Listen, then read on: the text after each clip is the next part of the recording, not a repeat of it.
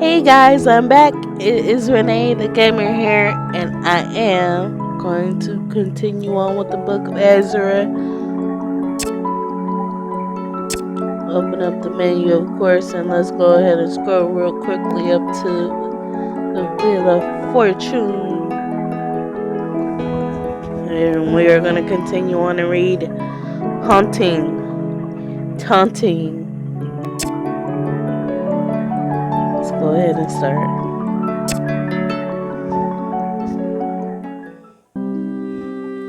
The Countess is waiting for us, pacing at the foot of the ominous staircase when we arrive. Asra, Renee, are the robes adequate? You requested comfortable dress. Very comfortable, Countess. I don't feel his presence down here. As far as I can tell, no one is listening. Then I have many questions. What exactly are we planning to do up there? We're going to make him come out. Yes, that is what you said. I suppose I mean how? To what end? Let's see what we can learn. The creature from your dreams isn't just Lucia. I'm not sure what it is yet. It's not a ghost. Definitely has his personality. If we tease his ego, he'll come out. And if that's not enough, that dream of yours gave me an idea. Whatever form he is in, he feels hunger. We take the first step, and an unearthly moan floats down above, shaking the chandeliers.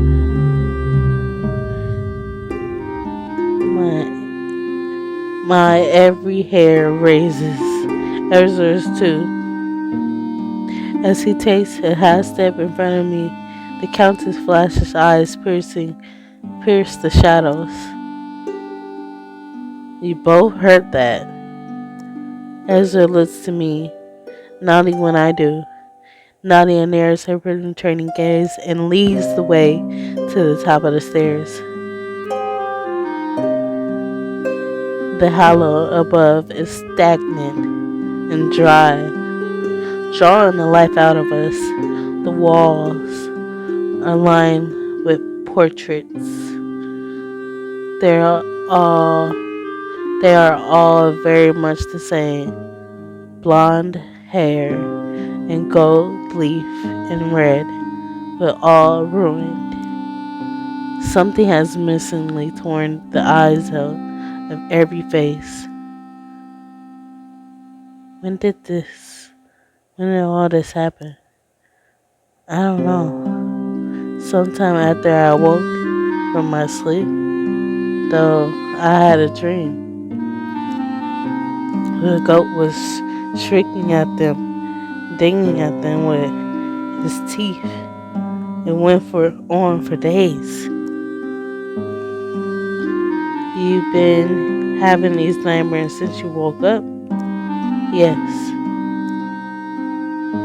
We arrive at the doorway. Though the hall is cold, there is a red glow under the door. It gives off no heat. He must have been pretty weak then. When? It took him days to chew a bunch of holes in his paintings. A normal goat could do worse. His tantrums were when he was alive were way worse. There's a dragging sound from within the room. Breath sucked hard through clenched teeth.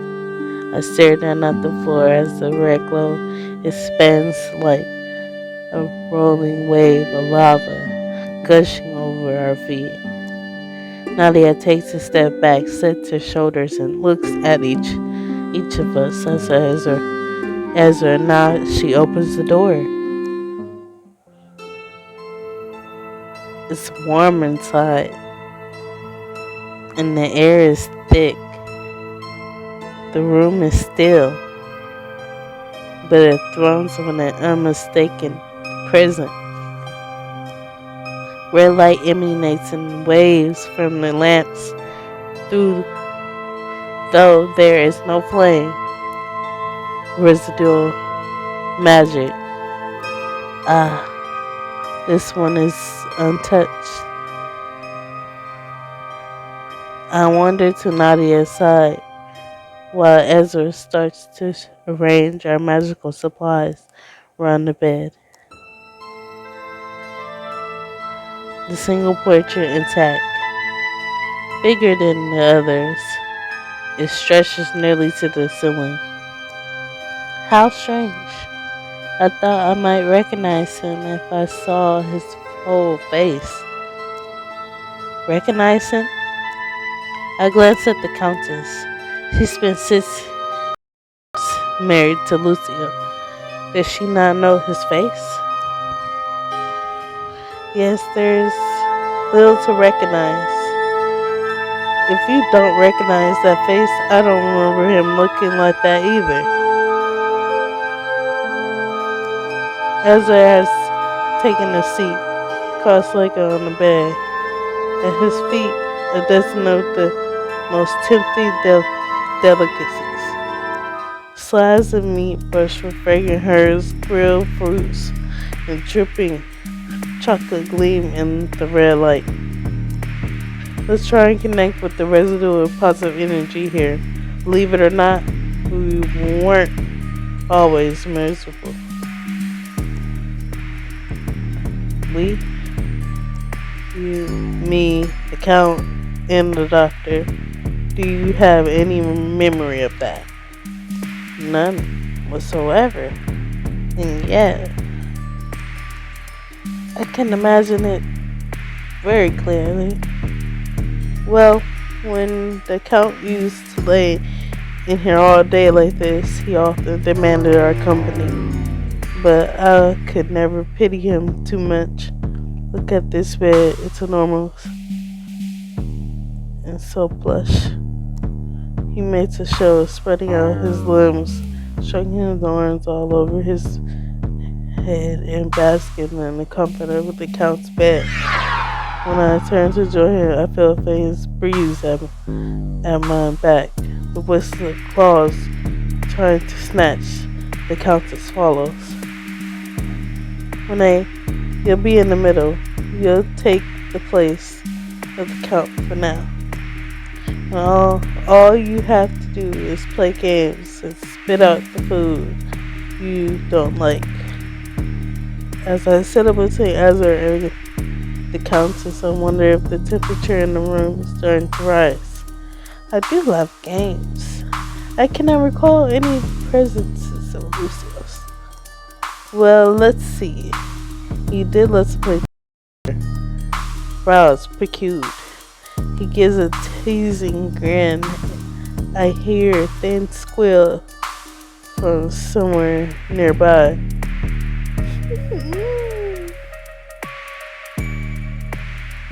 Too bad I can't do it. No way. Chicken. There's a mocking clucking sound from the corner. I could have almost imagined it. Was that him? Was that him? I didn't hear anything. Anyway, there were other games he liked. But how could I forget the Count's favorite game of all, Tarot, with whatever rules he wanted. As he pulls out his deck, shuffles the cards in a fluid fashion, and hands them to me. Past, present, and future. Well, don't we each turn over one? I let the deck pass through my hands, breathing deeply before I lay 3 cards out upon the bedspread. Countess, would you like to choose first? Let me see. She leans over my shoulder and considers the cards. Seriously, I choose this one. The High Priestess reversed. She was always my favorite. In reversed. As long as I've known you, you have had an incredible, powerful sense of intuition. But you kept that part of yourself secret. I have never really knew why. As a magician, can you not understand? Such things are not necessarily a gift. I feel as though this card understands and it speaks to me. The Countess' eyes grow distant. The point between her brows begins to glow before it pinches with pain. She covers it with her head, groaning and lowering herself to the pillows. Oh, of all the times, this headache. You have them often? The Countess nods. Asra pours her a glass of water and gives me a meaningful look. At the little wave of her hand, he returns his attention to the cards.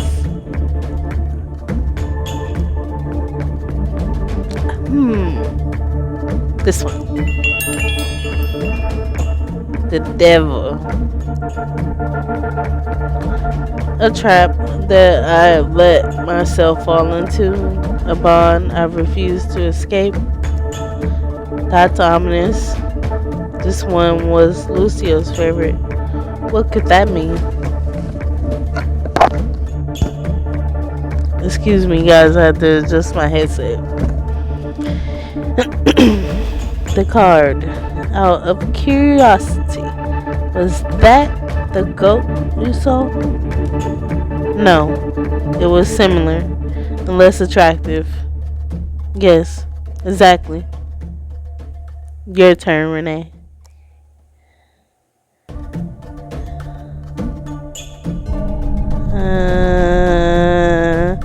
Death. Reverse.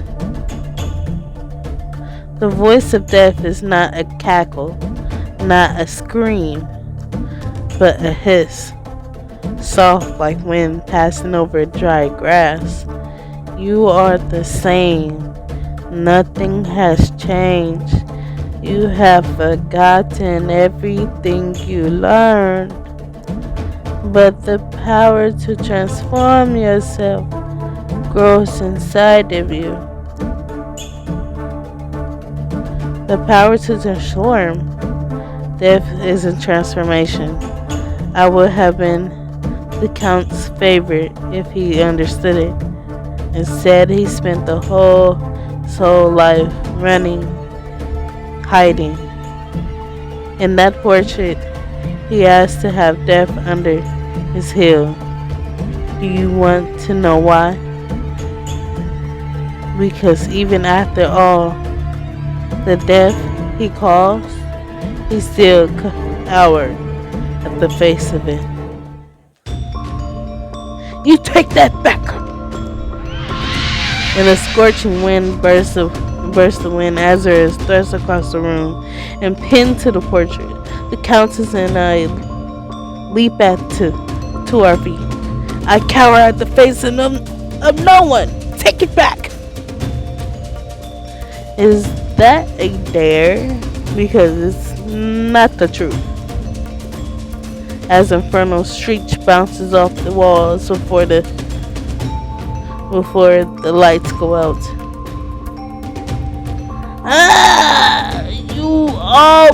You have always been impossible. Impossible to hate. Impossible to love. There's a quick snap of moving fabric, and the room is illuminated by a single erratic point of light. Asra's robe has been thrown open, and there is a seal glowing on his chest that I have never seen before. It is his own spell word. though he has never taught me anything like it. What is it doing to him? For someone with this, you're high and mighty about following the rules. And look where it's got you. Your sweet little Renee is here by your side. Look where it got you, trapped on the incredible plane. You think I'm trapped? Look, you think you're the one who can pass between? The lamps blaze to life as the rushing sounds fills the room. A roar. Just because I don't choose to show myself doesn't mean I can't. I can show myself whatever I want. And you're going to pay for making me do it when I still incomplete.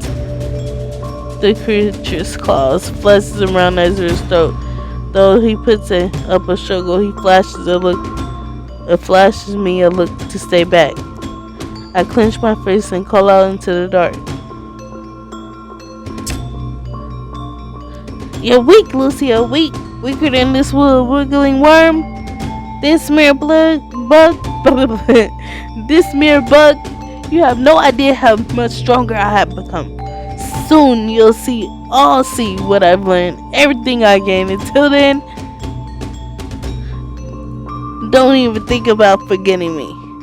All I want is the warm is stuck between the air and the goat stutters out of insistence. Ezra glances at each of us, pulling his robe on properly. Please tell me you saw that, Nadia. The Countess looks completely appalled, speechless. All the same, she nods. I saw everything. Oh, Jesus! Oh, like just putting in the work to do this character. This is amazing. It gives me like adrenaline. Alright, I'm gonna move on to the next story. I hope you guys liked it. Like, comment, subscribe. Please make sure if you liked it, please comment down below. Let me know what you liked and how you liked it. If you like the voices, if you like just the concept of the story. Don't forget to have conversations about the story down below. Let me know how you guys feel about it. Thank you, and I am Renee the Gamer out for today. Peace.